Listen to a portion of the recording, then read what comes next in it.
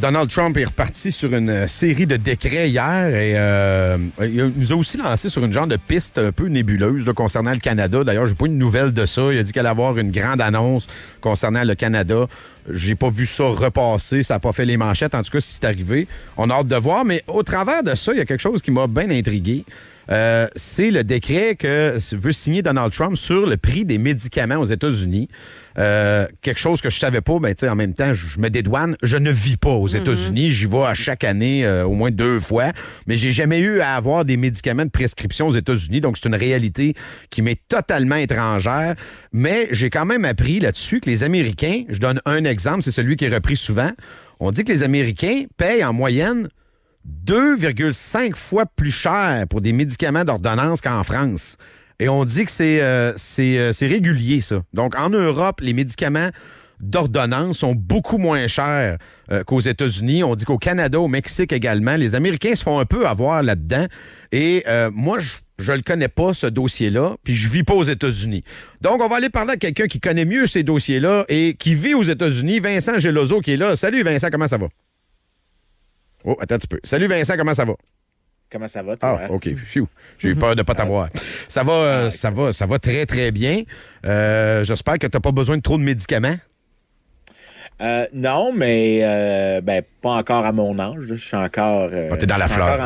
Je suis pas une fleur, mais je suis dans la fleur. Il y a plusieurs mythes sur les prix élevés des médicaments aux États-Unis, puis je sais pas exactement par où commencer, autre que le point que peu de gens comprennent. Les prix élevés des médicaments, pour les médicaments novateurs, donc les nouveaux, pas les génériques, c'est une excellente chose. Tu veux, en fait, qu'il y ait des prix élevés initialement, parce que c'est ça qui encourage la recherche et le développement. C'est le grand trade-off qui vient avec la recherche pharmaceutique. C'est que pour encourager quelque chose qui est immensément coûteux upfront, parce que tu dois dépenser une fortune sur plusieurs années. Ouais. Puis ça peut pas marcher aussi. Là. C'est des recherches, des fois, ça fait 10 ans que tu travailles sur quelque chose, puis oups, ça marche pas. Exactement. Il faut comprendre aussi qu'il y a un grand nombre de recherches qui ne vont juste pas aboutir. C'est un gros risque. Donc, tu prends 20 projets de nouvelles molécules, 19 sur 20 vont, échouer. Ouais. Un va réussir et le rendement sur ce 1-là va compenser tous les autres et faire un profit net pour la compagnie. Et il faut que tu puisses le faire, le profit. Le profit vient avec le brevet. Le brevet te permet pour une période de temps d'avoir des prix plus élevés pour ça. Donc, d'une certaine manière, le paradoxe, c'est que les prix élevés encouragent l'innovation et c'est seulement 3, 4, 5 ans plus tard, après qu'un brevet, dépendant de la longueur des brevets, après que le brevet lapse, que là, les prix commencent à diminuer massivement. Donc, la chose que les gens ne savent pas, c'est que pour les génériques aux États-Unis, on paye moins cher. Ah! OK. Pour les génériques, les Américains payent moins cher. OK. Mais est-ce que c'est vrai que pour les médicaments d'ordonnance, donc là, tu me parles des originaux avec les brevets, c'est 2-3 fois plus cher? Mais pourquoi ça serait moins cher? Parce que ce que tu dis, je l'absorbe, mais je me dis pourquoi ça s'applique pas partout? Parce que, le concept économique ici en jeu, c'est ce qu'on appelle la discrimination par les prix. Comme je suis une compagnie qui a, par la force du brevet, un monopole d'une courte durée sur le nouveau médicament, donc sur la nouvelle molécule, je peux charger à tous les différents clients des prix différents. Donc, je vais y aller selon la volonté de payer des gens. Et comme au Canada, tu as un seul, négociateur public, donc tous les hôpitaux assemblés par province, là, ils peuvent négocier un prix. Ils essayent de négocier un prix plus bas. Et comme les compagnies pharmaceutiques peuvent segmenter leur marché entre différents marchés, puis que les médicaments ne peuvent pas traverser d'une frontière à l'autre, ils peuvent segmenter le marché et charger des prix différents. Ils font des deals. Aux différents. Ils font des deals selon la volonté de payer. Le problème, c'est que les gens, ce qu'ils comprennent pas, c'est que ce qu'on paye, ça sera pas dans des prix plus élevés. Ce qu'on paye comme Québécois, comme Canadiens, c'est qu'il y a beaucoup moins de recherche pharmaceutique qu'il y a autrement. Et ça a des effets pervers que beaucoup de gens ne comprennent pas. Le premier, c'est que étrangement aussi, des médicaments novateurs ont un effet de réduire les dépenses d'hospitalisation. La raison, c'est que les gens, puis il y a plusieurs études qui le montrent, c'est que, par exemple, si tu dépenses $1 sur des médicaments, tu réduis les dépenses d'hospitalisation de $1,60 à peu près. Ouais. Et la raison, c'est parce qu'un lit d'hôpital, c'est très coûteux. C'est très coûteux de mettre quelqu'un dans un hôpital toute une journée. Mais des médicaments, souvent, ou des antibiotiques, peuvent se substituer dans une certaine marge à des services sur place dans un hôpital qui sont plus coûteux. Donc, étrangement, si tu permets l'accès aux médicaments, qu'il y a un plus grand accès aux médicaments, qu'il y a moins de pénurie, parce que ça, c'est un autre des effets pervers de ce qu'on fait au Québec. Il y a beaucoup de pénurie de médicaments. Bien, on a des soins de santé qui sont plus chers parce qu'on n'a pas accès à un substitut qui est moins dispendieux. Juste avant de tomber dans le plan de Donald Trump, puis je veux t'entendre là-dessus, mais il y a quand même des pharmaceutiques qui ont réagi à tout ça et eux autres se défendent. Puis j'ai compris ce que tu expliquais dans le sens où tu vends ton médicament cher parce que ça coûte cher, puis parce qu'après ça, c'est une pérennité dans la recherche, puis on réinvestit l'argent. Ça, je comprends ce bout-là. Mais là, les pharmaceutiques se sont sentis évidemment attaqués et eux autres, ils ont repitché le singe. Donc, eux autres disent, faut juste comprendre que 60% du coût de médicaments va aux intermédiaires. Puis là, tu parlais d'hôpitaux, ils en font partie. Les assureurs en font partie. Est-ce qu'il n'y aurait pas quelque chose là à faire? Ce que j'ai dit, c'était basé sur ce qu'on appelle le net price. Donc, ça inclut... Okay. Donc, tous les chiffres que je t'ai dit, c'était sur le prix que le producteur reçoit. Dans le reste du processus, je pense que la chose qui est plus importante de souligner... Parce que le client va payer la totale, lui. Là, tu sais, oui, mais écoute, il y a une des choses qu'on fait qui pourrait arrêter, qui serait très importante de mettre un terme à ça, c'est qu'au Canada... et dans plusieurs pays. L'idée du brevet, c'est que tu as besoin d'un surprofit quelques années. La longueur du brevet dépend en partie de tout le processus d'approbation réglementaire. Et le processus d'approbation d'un nouveau médicament est particulièrement long et coûteux au Canada. Moi, ce qu'on dit depuis plusieurs années à l'Institut, c'est que tu pourrais réduire la durée des brevets au fur et à mesure que tu réduis les exigences réglementaires. La réalité, c'est qu'on empêche beaucoup de choses qui permettraient d'avoir des données plus efficaces, comme par exemple ce qu'on appelle le right to try, que les gens peuvent essayer des médicaments expérimentaux et qui sont tout à fait conscients des limitations et de faciliter, en fait, l'accès à ces médicaments expérimentaux qui vont générer, en fait, des données, qui vont accélérer les processus de recherche et développement et de le faciliter. On le permet à un certain niveau au Canada, mais qu'on veut le faciliter à un haut niveau. Dans ce cas-là, tu peux réduire le processus réglementaire. Si tu réduis le processus réglementaire, tu réduis la fenêtre de temps que tu as besoin pour donner un brevet. Et donc, dans ce cas-là, les prix du brevet novateur vont être plus élevés moins longtemps. Hey, les règlements, là, on parlait de logement juste avant. Il y a la mairesse Fournier à Longueuil qui a fait une série d'entrevues hier pour dire, écoutez, là, les dos down à 10 000, c'est parce qu'il y a trop de règlements, trop de normes, Là, tu me parles encore de... On est-tu dans une prison de règlements? Dans nos sociétés modernes, est-ce qu'on a fini par s'emprisonner dans une espèce de filament infini de règlements où on n'est plus capable de bouger nulle part? Oui, et il y a un cas pour une certaine réglementation où est-ce que les consommateurs ne peuvent pas agir eux-mêmes comme régulateurs. Le problème, c'est que la plupart du temps, les cas qu'on regarde, qu'on a de réglementation sont nettement au-delà de ça, ou s'il y avait une justification pour un certain niveau, on a clairement surfait.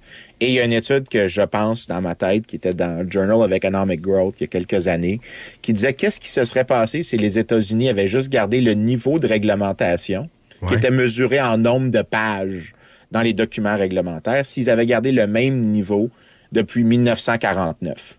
Okay. Et la réponse, c'est que l'économie américaine serait 72% plus grosse qu'elle l'est. Ouais, c'est hallucinant.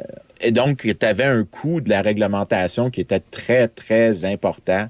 Mais au-delà du coût, est-ce que la réglementation a un bénéfice? T'sais? Est-ce qu'il y a moins vraiment, là, moins je sais pas, de pollution, de corruption, des règlements, c'est fait pour quelque chose? Est-ce qu'il y a une balance à ça? Dans cette étude-là, c'était l'effet net qui était mentionné, parce que tu peux avoir des réglementations qui vont être bénéfiques ou qui vont passer certains tests de coût-bénéfice. Par exemple, il y a des choses que tu pourrais dire, le client ne peut pas évaluer le service très facilement, donc le producteur peut avoir des intérêts à essayer de fourrer le client, toute fin pratique. Ouais. Mais là, il y a une justification pour la réglementation. C'est pour ça, par exemple, qu'il y a une justification. C'est ça la justification, par exemple, pour avoir le barreau ou le collège des médecins ou, en fait, les différentes associations médicales. C'est la justification pro forma qui est donnée pour ça. Mais souvent, en fait, ce qui se passe, c'est que une fois que tu as donné accès c'est la vieille joke, qui garde les gardiens, c'est une fois que tu as donné des pouvoirs, par exemple, au collège des médecins ou que tu as donné un pouvoir au barreau, eux vont essayer de ranger peut-être un peu les règles pour qu'il y ait moins de gens qui rentrent dans l'industrie. Donc, un exemple de ça, le barreau, je sais pas pour le Québec, mais aux États-Unis, le barreau de Washington, D.C., ma femme en est membre, et ils ont une cible du nombre d'avocats qui devraient être admis chaque année au barreau de Washington. Et la raison pour ça, c'est qu'ils n'en veulent pas trop. Mais si tu dis le but, c'est de protéger le public, tu établis une ligne de démarcation de qualité, puis tu dis si personne la passe, personne ne peut pratiquer, ou si tout le monde la passe, c'est-à-dire que tout le monde est assez compétent pour pratiquer. C'est pas une limite quantitative, mais le barreau se sert du fait qu'il a accès à ce pouvoir de restriction pour protéger le public et aussi accidentellement se protéger un peu eux-mêmes de trop de compétition. Donc, c'est ça. Parce que là, tu dis qui garde les gardiens, fait que là, tu rajoutes un autre organe ou une autre agence ou un autre patente, mais là, ça va être la même question dans 10 ans. Mais qui surveille le surveillant? Tu sais, c'est comme ça, on s'en sortira jamais. Mais je veux revenir au plan de Donald Trump, parce qu'évidemment, là, toi, tu m'expliques quelque chose de quand même assez complexe, avec beaucoup de subtilité. Il y a des nuances partout. Il y a le profit, il y a la recherche, il y a justement le fait qu'on veut poursuivre les recherches, fait qu'on a besoin de profit. C'est une roue qui tourne l'économie. Et là, Donald Trump, il arrive avec, encore une fois, une solution toute faite. Là. Lui, il nous dit, garde, je signe mon décret qui fera en sorte que les États-Unis doivent payer le même prix pour les médicaments que la nation qui paye le prix le moins cher dans le monde. Puis moi, je vais dire aux pharmaceutiques, c'est une nouvelle loi. Fait que vous, mettons, telle pilule, vous la vendez 4 fois moins cher à telle place, on veut ce prix-là. Puis après ça, arrangez-vous avec vos profits puis augmentez les prix partout dans le monde. Moi, ça me semble un peu simpliste, là, mais je te laisse aller. En fait, ce l'est, très simpliste. Et en fait, ça me sidère un peu parce que pendant les élections, on m'avait dit que j'avais le choix entre quelqu'un qui allait être pro-tarif, mais qui allait déréglementer, et quelqu'un qui allait réglementer davantage, mais qui allait avoir pas beaucoup de tarifs. Finalement, j'ai eu le pire de tous les mondes.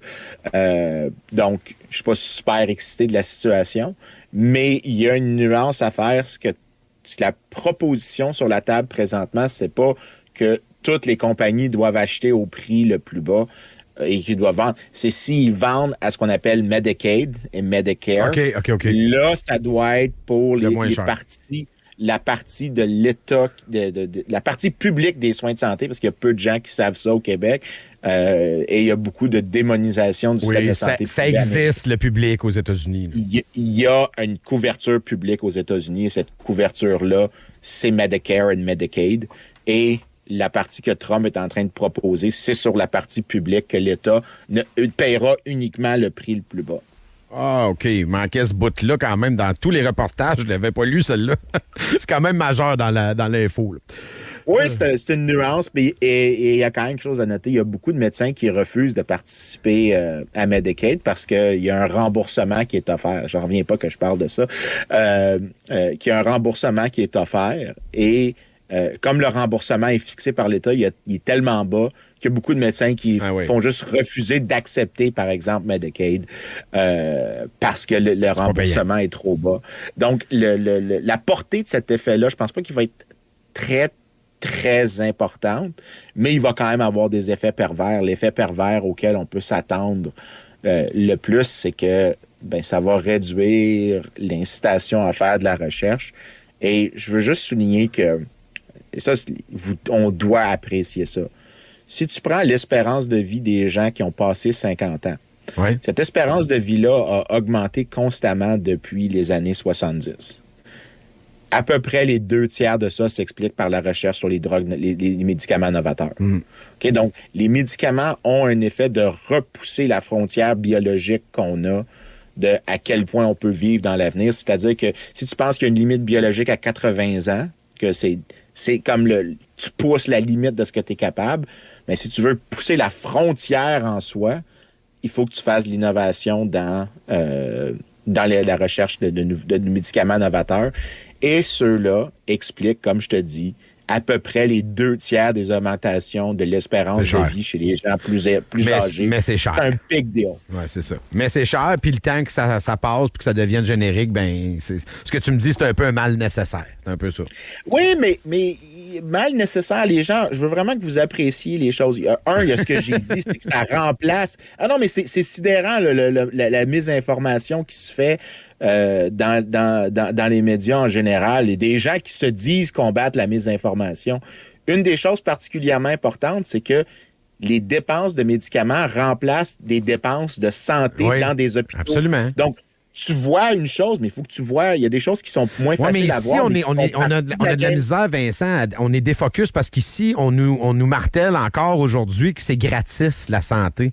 Fait que ça vient nous faire perdre toutes les proportions de ce que tu dis. Comprends? Nous autres, on se dit, voyons, non, ça me coûte rien, moi, là, l'hôpital. Mais c'est pas vrai. Pour citer mon ancien prof de l'Université de Montréal, Marcel Boyer, à force de tout vouloir gratuitement, on ne pourra plus rien se permettre. Merci, Vincent. T'as un bon close. Salut, bonne semaine. C'est ce que je peux te donner. Salut, bye.